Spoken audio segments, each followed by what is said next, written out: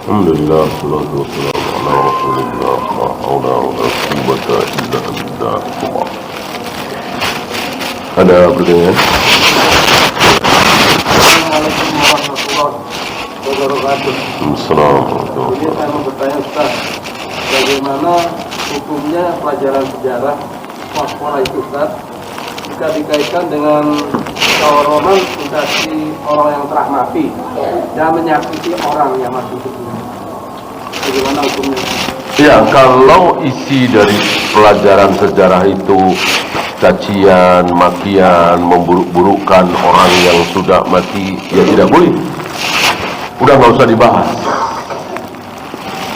Kecuali ada manfaatnya tadi.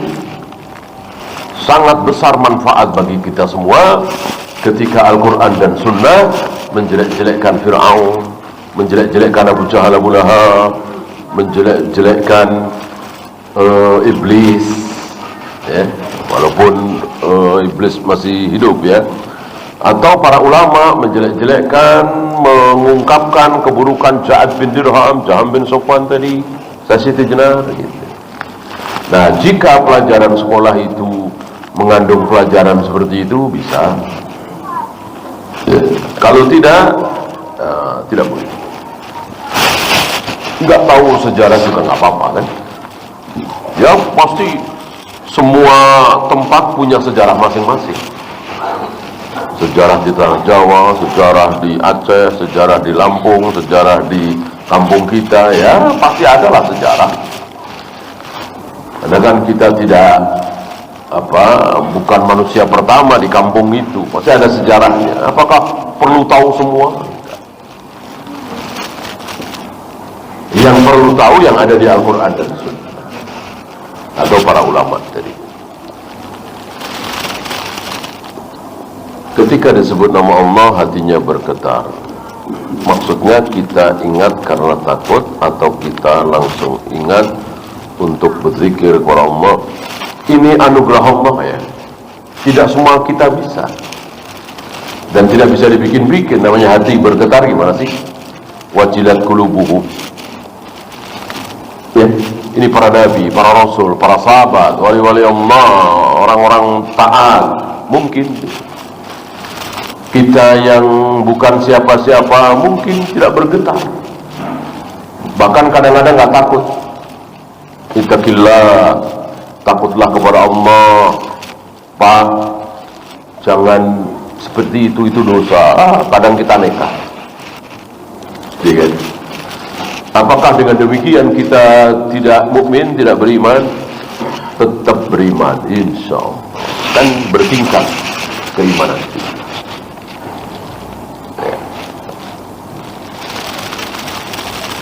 Bagaimana hukum mengiklankan dan meramalkan hitung mundur menyambut Ramadan?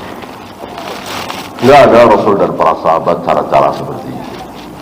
Ya, kalau besok, lusa mungkin deh.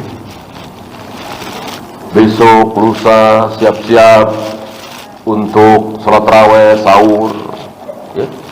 Kalau masih 3 bulan lagi, masih 4 bulan lagi, nggak dibahas, ya. Kan banyak setiap hari kita mendapatkan waktu untuk melakukan kebaikan.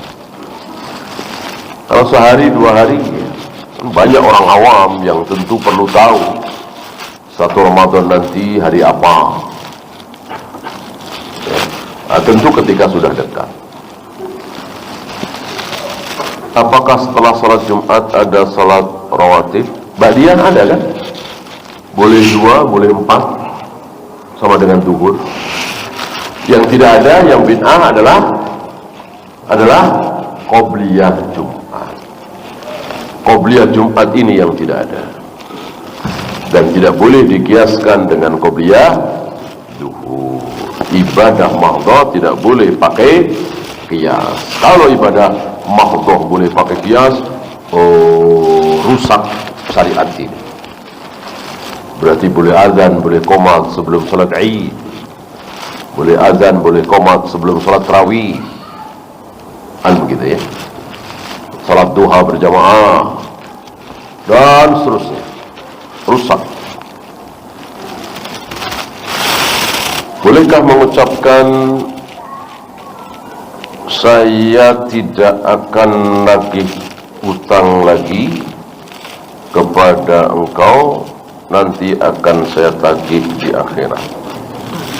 Karena ditagih nggak bayar-bayar. Nggak usah dikatakan seperti itu, otomatis, ya kan? Emang kalau nggak ngomong seperti itu terus nanti nggak nagih gitu. Nah, kalau tujuannya menyadarkan, mungkin dia lupa, mungkin dia perlu diingatkan, mungkin. Ya.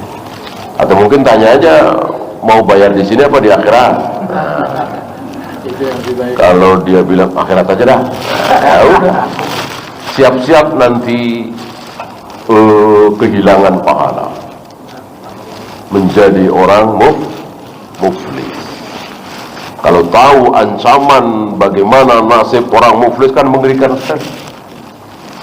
Pahala salatnya banyak, pahala puasanya banyak, pahala baca Al-Qur'annya banyak, habis.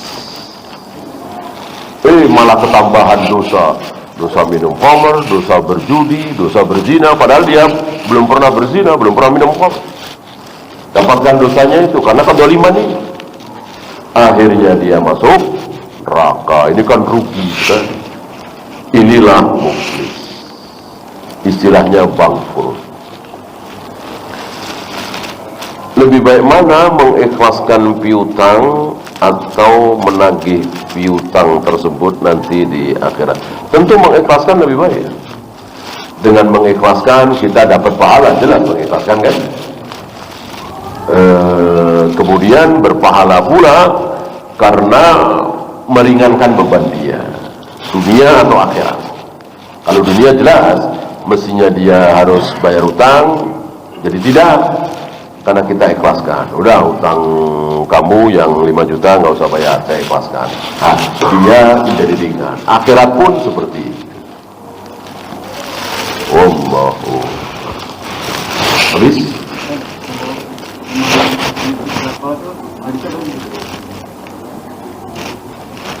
Sahih, tetapi tidak terus menerus.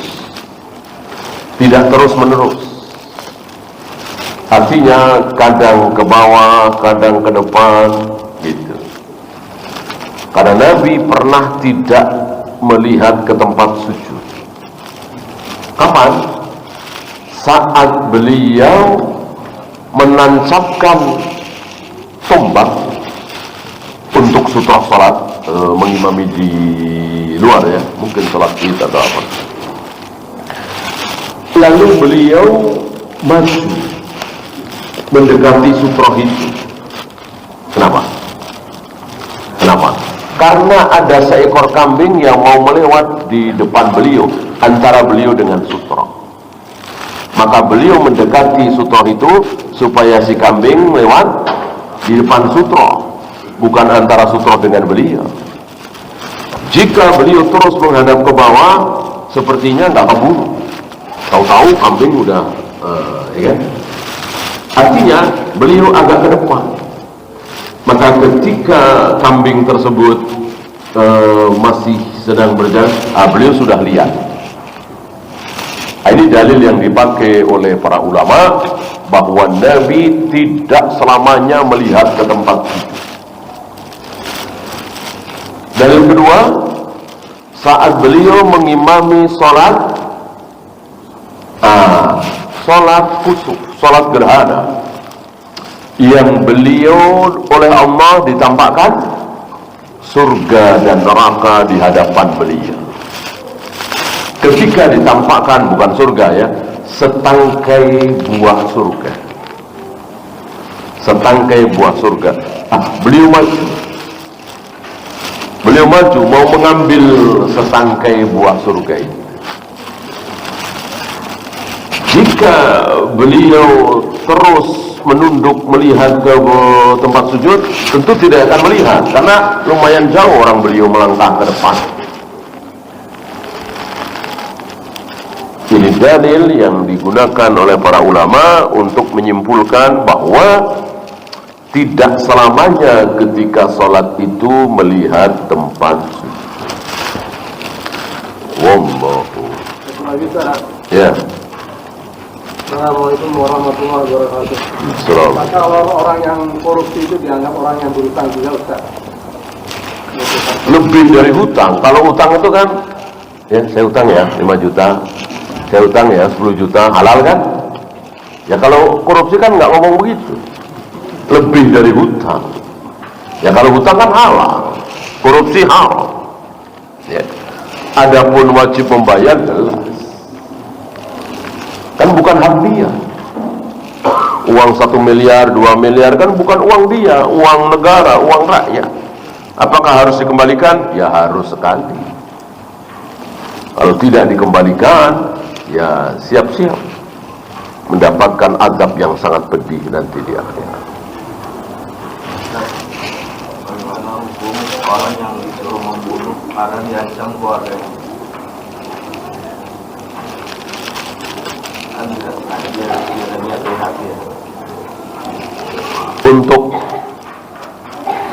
Untuk membunuh ini berbeda ya, dengan minum khamar, berzina, berjudi. Untuk minum khamar, berzina, berjudi, kalau betul-betul nyawa kita terancam, ya. Untuk pembunuhan beda. Ya. Maka karena apa? Karena nyawa kita dengan nyawa muslim yang lain sama apa beda? Sama. Beda kalau nyawa kita dengan khamar, nyawa kita dengan judi, nyawa kita dengan zina. Jelas nyawa kita jauh lebih berharga. Adapun nyawa kita dengan nyawa si fulan sama-sama muslim, sama beda? Sama. Maka tidak boleh kita menyelamatkan nyawa kita lalu membunuh nyawa orang lain. Nggak apa-apa, dia aja yang mati. Terpaksa, nggak ada. Kalau terpaksa saya minum khamr ini, terpaksa saya berjudi, akan terpaksa mengucapkan kalimat syirik kan? Lata Uzza itu siapa? Ammar bin Yasir, ya kan? Apalagi cuman berzina, berjudi. Boleh. Kalau betul-betul nyawa kita terancam. Kalau kita tidak mau minum khamr. Adapun membunuh sesama muslim tidak boleh. Intinya, dengan terpaksa apapun, kita tidak boleh menyelamatkan nyawa kita dengan cara membunuh saudara kita. Wallahu. Ya, itu saja. Subhanallahumma bihamdika asyhadu an la ilaha illa anta astaghfiruka wa atubu ilaik. Assalamualaikum warahmatullahi wabarakatuh.